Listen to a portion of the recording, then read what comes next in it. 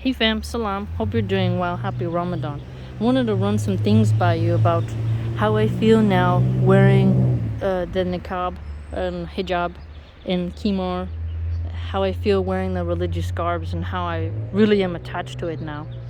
So, I really feel attached to my hijab and especially my kimar and the niqab. It's such a powerful feeling because if you would have told me when I was younger, like, you know, when I was like 22, like size 0 or size 1, wearing halter tops and just like having this really fit body, how I was so attached to that, to the flesh and the gaze. But now, even being in shape and then having, nice hair and, features and such, and then covering it, I feel very happy, attached, fortified, and pleased, regardless of how people stare. I feel very, very happy, a sense of deep peace. Cutting off the gaze is so powerful. For example, like you go in the grocery store. Sometimes I'd go in the grocery store and there'd be somebody they'd be stocking the shelves, and I'd ask, like, do you know what this is? And I can't find it in the supermarket. And sometimes the guys, they would just start looking at you up and down, and then like they'd focus on your body, and you're talking to them and they just looking around, and you're like, hey, hello, in your head, like, hello, I need to find this, tell me where it is. I'm not here for you to stare at me. But now, like, when you cut off the gaze, people are sort of forced to look you in the eye, or they're like, they have nothing for their eyes to scan, so like their attention is different and they react with you different. And I like it. I really, really do. And if you would have told me that years ago, I wouldn't have believed you. I saw the Muslim garbs as a sign of oppression. But now it's like a sign of liberation. And I know some critics will say, well, you have a choice, therefore it's you cannot say that. And I would say to them, okay, yeah, maybe it's compulsory in Islamic countries, but in America, you wear religious clothing like that, you get mocked and you get a lot of nasty looks. But even with their stupid glances, or they make weird comments, or like, something, I feel good. There's just something so peaceful and like, I don't know, I feel so virtuous, like with strength, like when there's just nudity, depravity, and butts and everything else around you all day, and then you're just covered and you're cutting off their opportunity to scan you up. It just feels really, really interesting. And I find that to be a sense of peace and stillness that is more beneficial than anything I've ever felt before. And I'm so attached to it that I never wanted to be banned. Like, France, they causing problems. And at first, before I really understood Islam, I saw that as like, they kept saying, it's a security risk, it's a security risk. But now everyone's wearing face masks in the banks, so it's like, And nobody really wears ski masks. And if you do wear ski masks, it's when you go skiing. I've been skiing, and you got to wear a ski mask because when you're going down the hills, the cold air is like ice on your face, and it can cut you up. And you get sunburned from the sun shining on the white snow. It'll burn your face. So you got to wear a ski mask to protect yourself as you're going down the slopes. So, in the snow, you got to wear a ski mask. But nobody walks around with a ski mask on, usually. So, and nobody I think in America has worn a Muslim niqab that was a man and went and took out a bank. It just isn't happening. They usually wear bandanas or, something like they call them a gaiter. And everyone's wearing gaiters now because it's a regulation. So I will never just idly stand by if they try to ban it in America. I also think that because very few nuns exist anymore, the Amish are a small community, very few Mormon, except for like in Provo, Utah. They wear their bonnet and their dresses. They're modest. Even the monks, you don't see them as much. You don't see them as much in their traditional clothing, like the Tibetan monks. But when you see them, you're like, even though they're different, you can kind of appreciate how they're keeping up their religious traditions and not converting to brand slavery, It makes me feel like if I do see one and I'm in mine, I'm like, hey, I don't agree with them, but at least they are not, just promoting Gucci all day. And it's just so amazing that how attached I feel to it. And what's even more beautiful is, like, one of my friends was like, you shouldn't force that on your child. And I was like, no, I'm not. I didn't force anything. She wears it because I lead by example.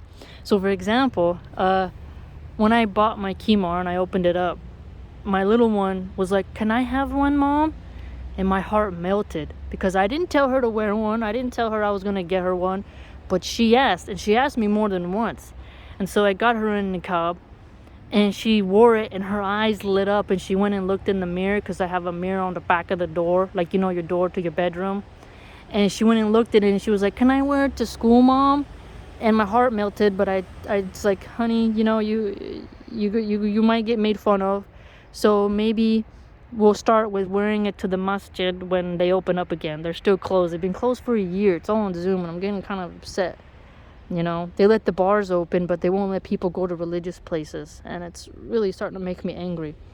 But she wants to wear it, and I didn't tell her to do it, so I led by example for my little one.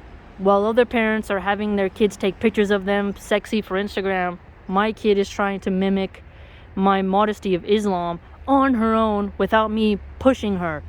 And I really love it. And she does her prayers, and whenever someone would say, like, oh, you're oppressing your child by making her do that, it's like, no, she chose it, and Allah put the compulsion in her heart, and I led by example, and she did it. So take that. So if that's anything that they say. And also, what's interesting is that, like, there's these little girls who wear their fancy dresses. A lot of them, they get very egotistical because of their little princess dress, and they're kind of bratty and rude with little bad manners, snotty. But my kid, when she wears her hijab, she seems more humble, and she has more of the fortified, like, karate spirit, but, like, also, like, manners and discipline because of Islam and the regulations. And my little one is starting to remind me of, like, it's time to pray, Mom. Oh, Mom, how many more minutes do you have left to pray? And, like, if I'm in the kitchen and the alarm goes off to pray, she comes and runs to tell me. She's keeping me in check. So she's a little good Muslim, and I love that. And she told me the other day, like, Ma, I saw this crazy lady. She had all her boobs out. Oh, shaitan, it was in her head. It's making me crazy. She's so weird. And she's starting to get a sense of modesty. I mean, I never dressed inappropriate around my child. No, I never did. But I like that she's getting the habits of modesty from me and from Islam. And I tell her, like, don't worry, inshallah, when the masjids open up again, we can make more Muslim friends, and we can get around more Muslims, and we can, hopefully have more little Muslim kids around, so she doesn't feel like an oddball being around, the kids who are dressed as bait for the gross men, and it's a beautiful thing. And I just find it so relieving, because if you would have told me years ago, about it, I wouldn't have believed you. For example, like, when they used to have the county fair, I would dress up, like, whenever there was a fair, you dress up as hot as you can be, show as much as you can, and there's, like, this weird sense of competition for who can look the hottest and the sluttiest. And it was weird, like, you're just walking around the fair, not even really having fun. You're just trying to look hot and trying to hope that some hot guy comes up to you in line and, like, pays for your food or something. But now it's like covering up. It's like, I don't even care what they're thinking. I just want to get from point A to point B. And just the way the drapery of the niqab is, or the kimar, and, like, knowing that I have beautiful hair and beautiful features, and then covering it for the sake of Allah, it feels so powerful.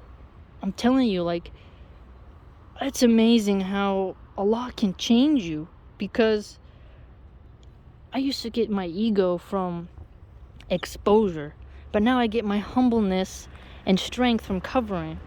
So it's like, wow, what a complete change.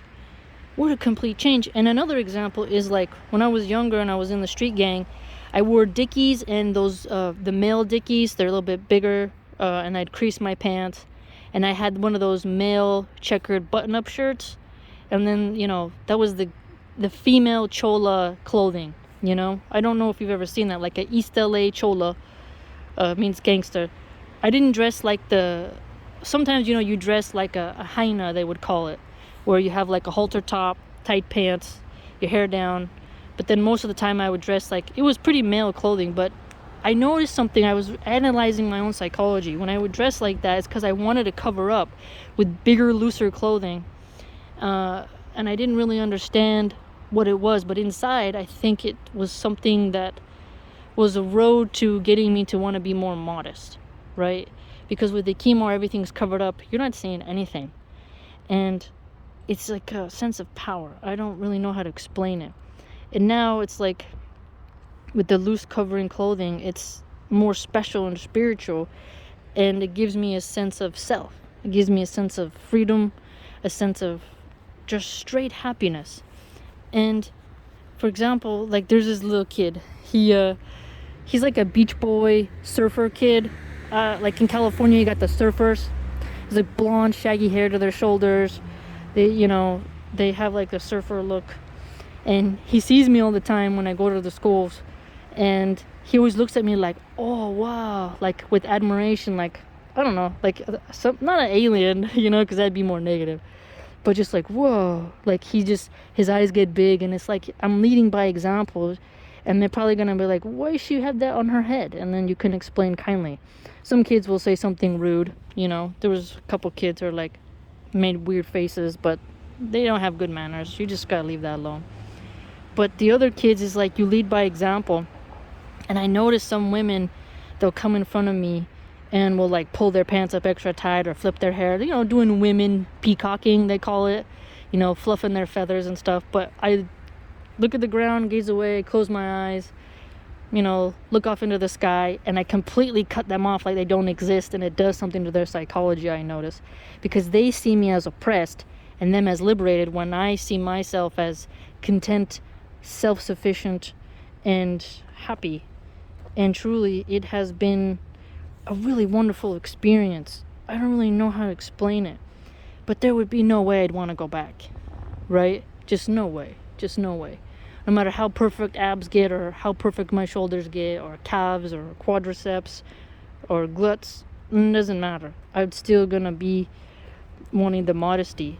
And another thing is, like, when you're in Babylon, there's just a big sense of like separation of, while everyone's naked, everyone's trying to show, like, get a selfie stick to show their butthole to put on OnlyFans, and I'm covering, and I don't care about what the men are looking at. It's just a different feeling inside.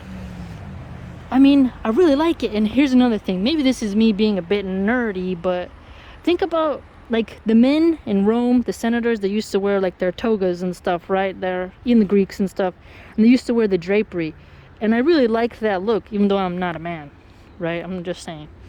I really like that look. And even some of the Roman women, when they would get married to the politicians, they would still wear a veil, like a very drapered veil. Like, if you look at the old statues, just to show us the art back then, the women had drapery dresses, and some artists, they kind of make it erotic, and you're like, okay, you're not, whatever, Pompeian weirdos. But my point is that there was some traditions where women still were covered, and once in a while you show your hair. But then, mosquito, sorry. Big old mosquito trying to get me. But there was women who would cover their hair, and in Sicily, women would cover their hair, all the time. You had to tie your hair up when you're gonna go cut the wheat, or when you're making pasta, and you have your apron on, and you have your traditional religious clothing. So when I wear it now, I feel interesting. And it's just, and like, I still wear braids under my hijab, because maybe that's my Native American side, but I like the weight of the braids, because it just feels heavy and I feel more balanced. So I'll just still wear braids, but I'll just be under my hijab or my kimar and niqab, and it feels all right. And if anyone ever tried to take it away from me, I would definitely get aggressive. You're like, no, if you can be a man in a Speedo at the beach, or a woman in a thong showing her nipples to the entire world, why can't I choose to cover? You know, I have to have the freedom to do that. And I just feel so happy. It's just so amazing how when you really just cut off the gaze, it just feels different. Even when you walk, like the way the wind blows on the drapery and the way it feels is just so good. It's just so powerful. I'm just so happy. And another thing is, like, when I wear the religious clothing, and like I feel like I can focus my mind better, you know? Like when I wear it, I don't like focus on fixing my hair, or is my mascara smudging under? Is my, you know when you wear mascara and the flakes come off if it's not a good brand, like I don't have to worry about it. You don't have to worry about it. Like some women, they do their makeup really bad. They got like a cake face under their jaw. You can see the two different shades of their neck. The neck is a different color than their face, and their chest is a different color than their neck and their face. And it's like when you cover up, you don't feel the compulsion to have to look in the mirror all the time. It's so wonderful, so less distracting. And some men say, oh, they want to cover up because they're ugly. But no, I don't see it that way. I don't see it as a way like, oh, you want to cover because you're ugly. Nah. You want to expose yourself because you're dependent and addicted to getting validation from strangers. I don't care what strangers is thinking and doing. I do it for the sake of Allah and because it makes me so happy. And I don't know, there's just something about the cloth, like covering up and having it not as tight fitting. And now, like tight clothes, like nuh-uh, man. Like I don't have one tight shirt at all, not that I can think of. If I have a t-shirt, it's like a pajama shirt. Like no, it's all loose and it feels great. It's wonderful. Truly. It's just so powerful. I can't even put it into words how happy I am. But I just wish more people could understand it. And it'll feel good in the future, get around more Muslim women who wear it and you have a sense of community, but it just feels so great. I don't know. Man, giving up all that senseless crap is just truly great. It's truly great. I don't know how to explain it. I know some of you will know what I mean, but I'm trying to say it in a way where other people in the West can get where I'm coming from. But it's just so powerful to see the kids leading by example, to be different, to just be like, I'm giving up the hedonism and the brands and the fashion and the what's popular and all this other crap for something higher, for something better. And it feels so great. I mean, wow. So I just thought I'd share those thoughts with you. Hopefully I worded it well to where it makes sense in my head what I feel and mean, but I'm just trying to verbalize it, but hopefully you get what I mean. So yeah, fam, that's how I feel about my Muslim garbs, and I'm gonna fight to keep it on and to help spread it and make others feel brave enough to wear it. And hopefully more women will be brave to wear it to their work. And who cares what they think? Who cares, man?